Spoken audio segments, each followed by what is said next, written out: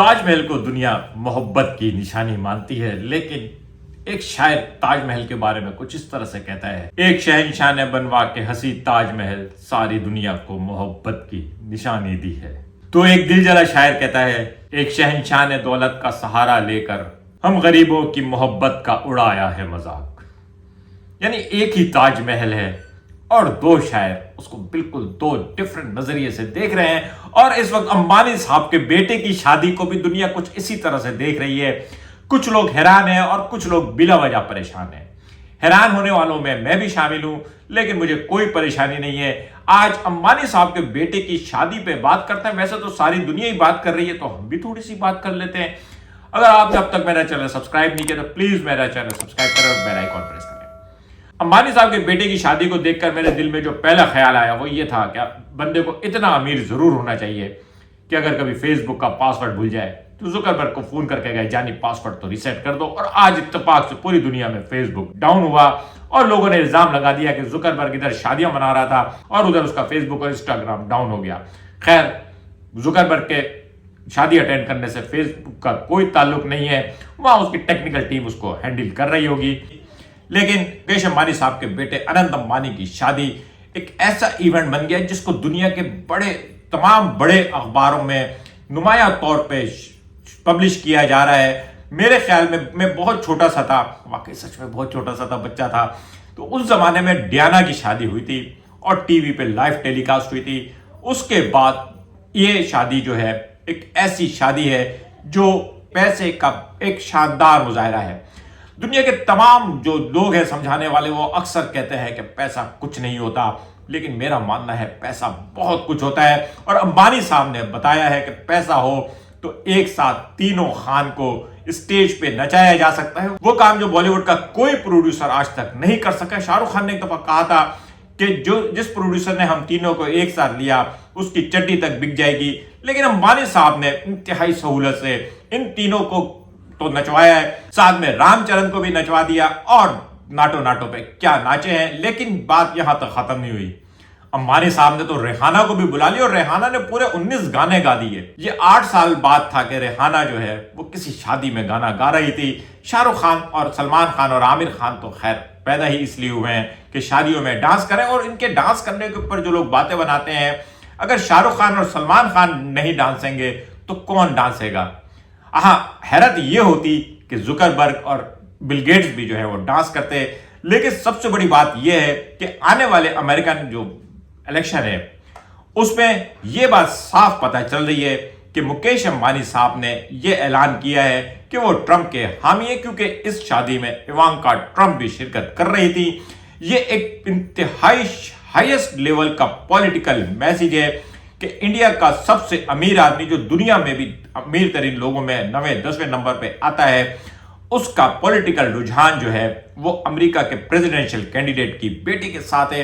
Ivanka Trump शादी में मौजूद थी, फेसबुक का मालिक शादी में मौजूद था और खिड़कियां बनाने वाला बिल गेट्स भी हाजिर था। कौन नहीं था जनाब। मेरे ख्याल है एक वक्त आएगा कि इंडिया में खास तौर पर और दुनिया में बिलअमूम दो तरह के मशहूर लोग होंगे। एक वो जो अंबानी साहब के बेटे की शादी में शरीक होते हैं, और दूसरे मेरे जैसे जो अंबानी के बेटे की शादी में कुछ जरूरी काम की वजह से नहीं गए। वैसे यहां पे भी अफवाह उड़ी हुई है कि बाबर आजम को अंबानी साहब ने बुलाया था और बाबर आजम ने कहा कि मैं पीएसएल में बिजी हूं। लेकिन बाबर आजम को दावत दी थी या नहीं दी थी, बुलाया था या नहीं बुलाया था, किरण पोलार्ड को बुलाया था और किरण पोलार्ड साहब जो हैं वो ऐन वक्त पे शादी अटेंड करने चले गए और हम एक मैच और हार गए। लेकिन अगर वो मैच हम जीत भी जाते तो क्या कर लेते, कराची किंग्स तो इजाद ही सिर्फ हारने के लिए। खैर, हम दोबारा अंबानी साहब के बेटे की शादी पर आते हैं। क्या शादी थी जनाब, मजा आ गया। 51,000 लोग खाना खा रहे हैं। लोग 51,000 खाना खाने वाले लोगों को छोड़े, अभी तक तो लोग जो है वो सिर्फ इस चीज पे हैरान है कि अंबानी साहब की बेगम ने जो एमरल्ड पहना था, इतना बड़ा एमरल्ड, इस साइज का एमरल्ड, कहां से आया है ये एमरल्ड, कौन लाया है ये एमरल्ड इतना बड़ा इस साइज का। दोस्तों ये याद रखिएगा, जितने भी प्रीशियस स्टोन होते हैं ना, ये जैसे जैसे इनका साइज बड़ा होता जाता है, इनकी कीमत में कई गुना इजाफा होता जाता है। ये सोना नहीं है कि तोलते चले जाओ 10 ग्राम 20 ग्राम, नहीं जनाब, ये कैरेट्स में है। जैसे जैसे साइज बड़ा होता जाएगा, अगर एक छोटा सा 1 करोड़ का है तो थोड़ा सा बड़ा जो है ना वो कई करोड़ का हो जाता है, और ये पता नहीं कितने का होगा। कहते हैं कि ये इतना बड़ा एमरल्ड है कि इसको बेच के किसी मुल्क का कर्जा भी उतारा जा सकता है। खैर, बहरहाल लोग तो गप लगाते हैं, लेकिन इस शादी के जरिए मुकेश अंबानी साहब ने क्या अचीव किया? अमीर तो वो हैं, बहू भी वो ठीक ठाक अमीर ही लेकर आए हैं। हालांकि बहुत सारे लोगों ने इस बात पे पॉइंट आउट किया कि शायद देखो बेटा, अमीर बाप का बेटा है, इस वजह से कोई भी लड़की जो शादी कर लेगी, वरना इस तरह के लड़कों की शादी तो हो ही जाती है। मुझे तो आनंद अंबानी में ऐसी कोई खास खामी नजर नहीं है। मुझे ये सुना है कि वो थोड़ा पेशेंट है किसी चीज का, तो बहरहाल, और वो जो लड़की है वो भी ठीक ठाक अमीर घराने की है।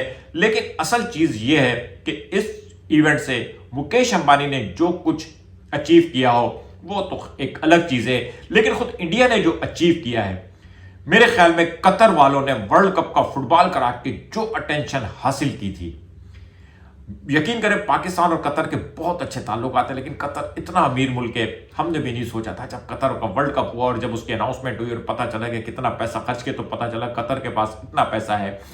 इसी तरह से इंडिया ने अंबानी की शादी के जरिए जो अटेंशन हासिल की है, एक तरफ आईटी जाइंट इंडिया में बैठे हुए हैं और वो इस बात का चीख चीख के ऐलान कर रहे हैं कि इंडिया जो है वो आईटी का सबसे बड़ा हब बनने वाला है, तो दूसरी तरफ पैसे की बौछार बता रहे हैं कि इंडिया में कितना पैसा है और इस शादी के जरिए कितनी टूरिस्ट अट्रैक्शन पैदा होगी, कितना वर्ल्ड फेमस होगा।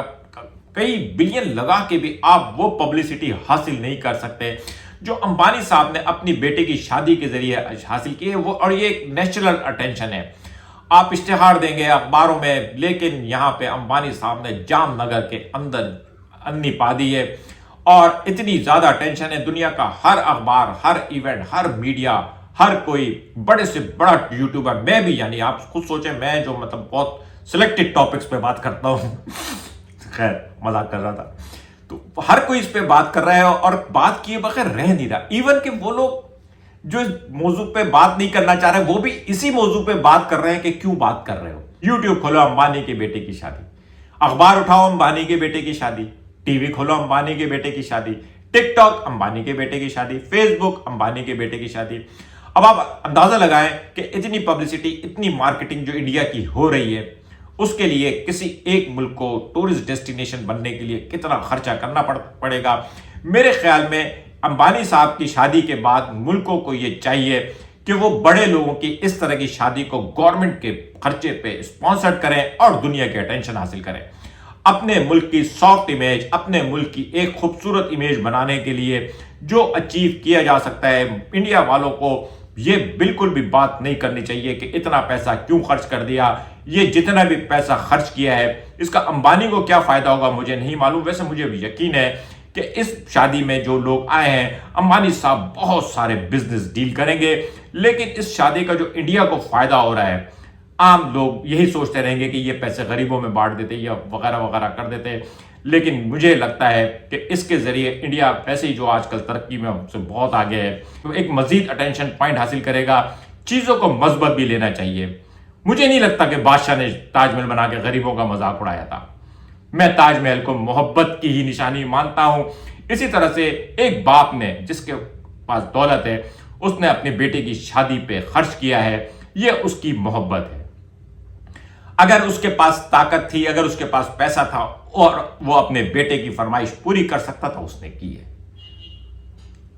आपको बहुत कुछ अर्न करना पड़ता है, आपको हासिल करना पड़ता है, उसने हासिल किया है। ठीक है, नीरू भाई अंबानी ने एम्पायर खड़ी करके दी, लेकिन अब मुकेश अंबानी ने उसको फैलाया है और उसने अपने बेटे की फरमाइश पे हर अदाकार और हर अदाकारों को बुलाया है। दुनिया के बड़े बड़े नामवर लोगों को बुला के दिखाया है कि पैसा बोलता है। ऐसा ही तो है जनाब, जो बोलता है। वो एक इंडिया का पुराना गाना था ना, संसार में बाजे ढोल की दुनिया मेरी तरह है गोल।